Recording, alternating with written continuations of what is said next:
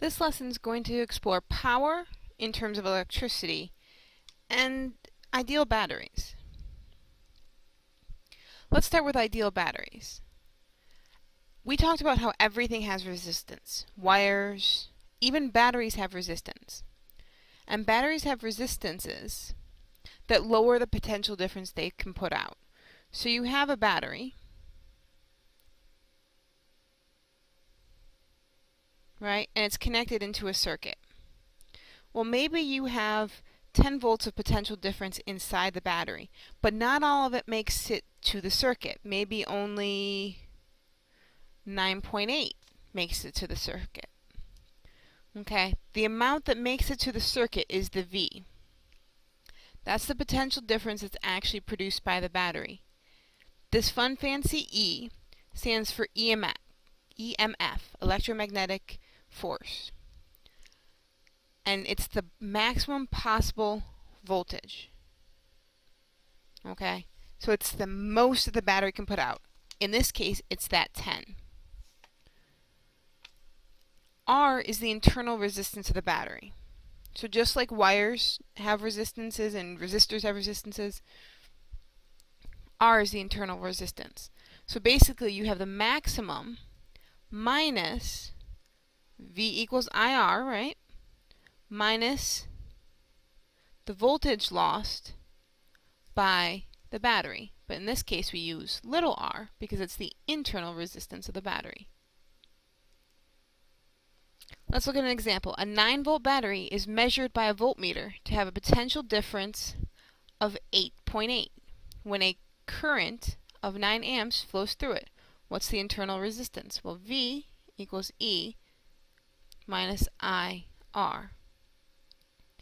8.8 equals 9 minus 9 times R. So you end up with R equals 0.02. 22222 ohms. So that's the internal resistance of a battery, or of this particular battery. Now let's look at power. Power is related with work and energy, and we said circuits produce energy. Like they light your house, that requires energy, and to run the microwave, and to run your Xbox, and whatever else, and to charge your phone. That all requires energy and power. Power equals IV. So V equals IR, and P equals IV. This equation also exists. This is part of the mechanics section of your reference table. This is in the electricity section. Now, if P equals IV and V equals IR, then P equals I times R, which is I squared times R. P also equals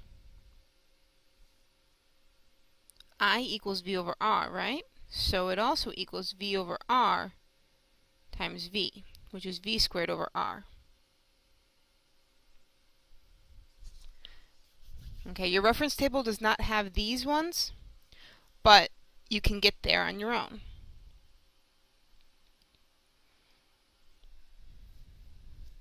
Now when you're looking at the power equation, it's a lot like Ohm's equation. Alright, if you're looking for the total power of the circuit, you use the total current and the total voltage. If you're looking for, let's say, the power exerted by a single light bulb, well, current through the light bulb, potential drop of the light bulb gives you the power of that light bulb.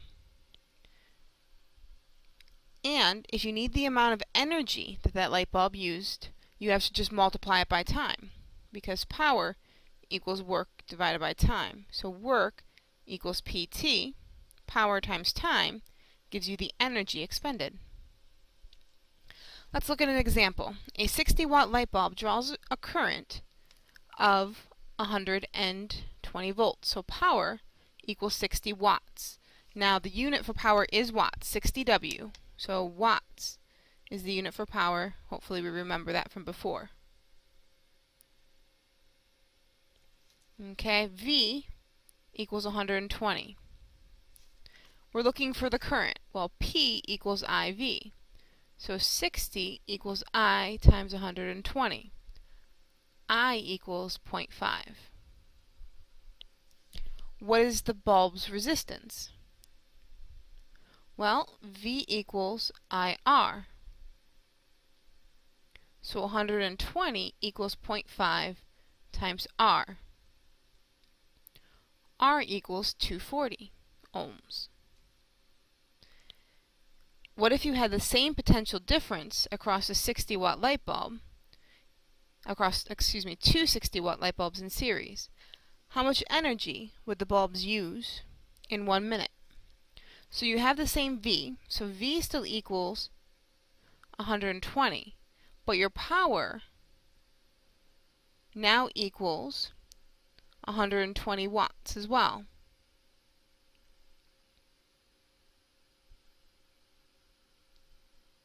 So let's think about it this way. P equals I squared times R. P also equals V squared over R. If we do it in series, so if we say, alright, this is our total R. Before, we had a total R of something different. Now we have twice the R because we have 2 times it, right?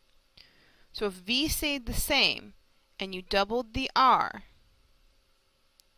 what happened to the power?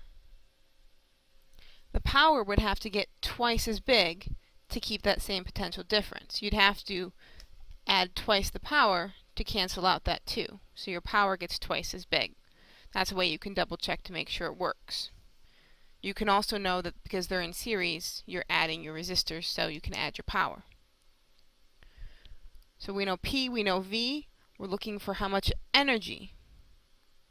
Well, P equals work divided by time. So P times T equals your energy. So 120 times 60, because we need to do 60 seconds.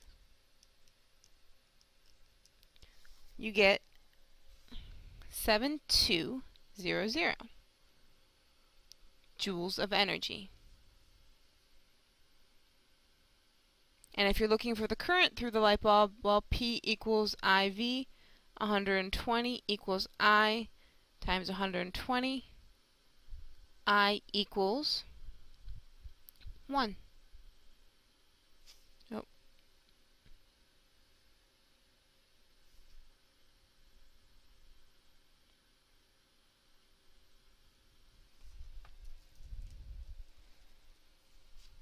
Okay. That's the end of the lesson. Good luck on your homework.